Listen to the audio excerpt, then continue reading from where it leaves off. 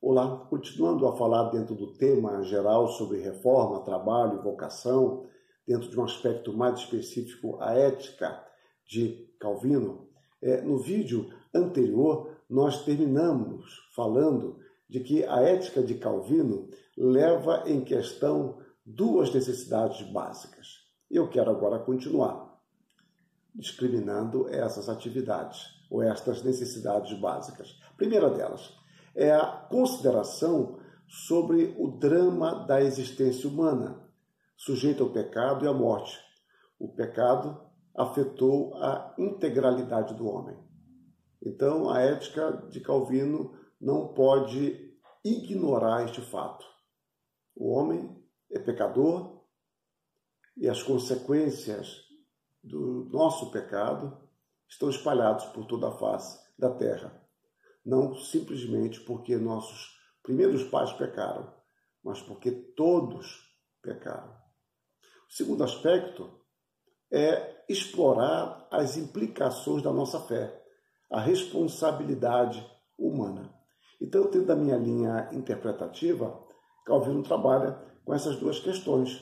O homem é pecador, o sofrimento é resultado do pecado, não necessariamente de um pecado específico, não é isso. Mas o pecado é que trouxe o sofrimento, a maldição, a incompreensão. E, ao mesmo tempo, ele não pode ignorar que nós somos responsáveis diante de Deus. Mas o pecado tende a anestesiar a nossa consciência, nos acomodando à paisagem de miséria cotidiana nas diversas molduras de nossa existência. Nós vamos nos acostumando com o pecado, com o mal, com a miséria. Quando a miséria se torna rotineira, ela perde o seu impacto sobre nós. E vamos, então, cedendo a isso. Por isso que eu usei a expressão paisagem. Então, a moldura da história tem como paisagem a miséria e nós nos habituamos. No entanto, a palavra desperta as nossas consciências. Portanto, a certeza do cuidado de Deus não nos deve conduzir à letargia, antes a nos tornar agentes deste cuidado. Devemos ter em vista que o cuidado de Deus envolve pessoas das quais ele cuida e, ao mesmo tempo, pessoas por meio das quais ele assiste. Ou seja, a providência de Deus envolve o seu cuidado com pessoas que ele assiste e, ao mesmo tempo, pessoas por meio das quais ele também assiste o seu povo. Deste modo, nós somos agentes ordinários de Deus, ainda que não tenhamos o discernimento constante deste fato em nossas ações, no seu socorro. Ou seja, somos agentes do socorro de Deus, ainda que nós não tenhamos sempre a perspectiva clara disso ou correta disso. Muitas vezes, em nossas ações ordinárias, estamos sendo agentes de Deus em resposta a orações dos fiéis. Como é bom ter esta consciência de que nós podemos ser agentes de Deus e, ao mesmo tempo, que Deus usa irmãos nossos para serem agentes seus em resposta às nossas súplicas e em resposta às nossas orações.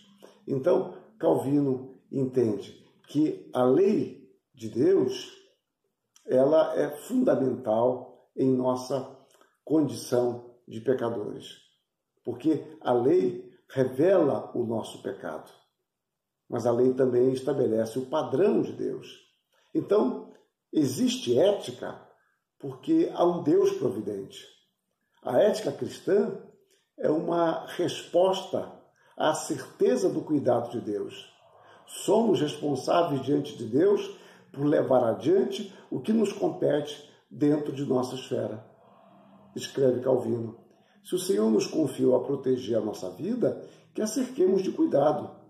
Se oferece recursos, que os usemos. Se nos previrem de perigos, a eles não nos arrojemos temerariamente.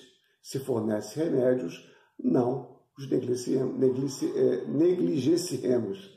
O que ele quer dizer é que você usa dos meios que Deus coloca à sua ou à nossa disposição.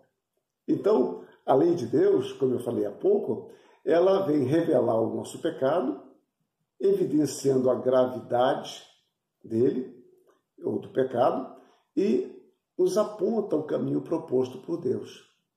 A lei, portanto, nos conduz à graça que brilha de forma magnífica na face de Cristo.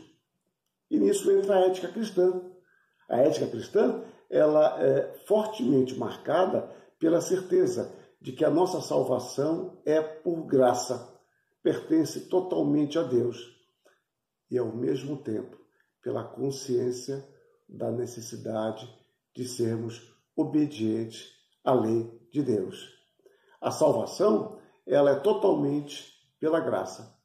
Contudo, essa salvação, libertação do domínio do pecado, não nos conduz a uma ética anomista, uma ética sem lei. Antes, a um compromisso de fé, de busca de coerência entre o crer, fazer e ensinar, na certeza de que somos agentes da providência de Deus, convictos de que temos a responsabilidade de viver à altura de nossa fé no Senhor Jesus Cristo, moldando a nossa ética pela palavra de Deus.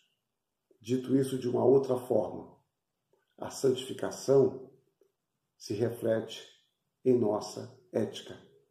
O desejo de Deus é que lhe obedeçamos em todas as esferas de nossa vida. Isso deve nortear, deve guiar, apontar para o caminho que devemos seguir em nossa ética. Que Deus nos abençoe. Amém.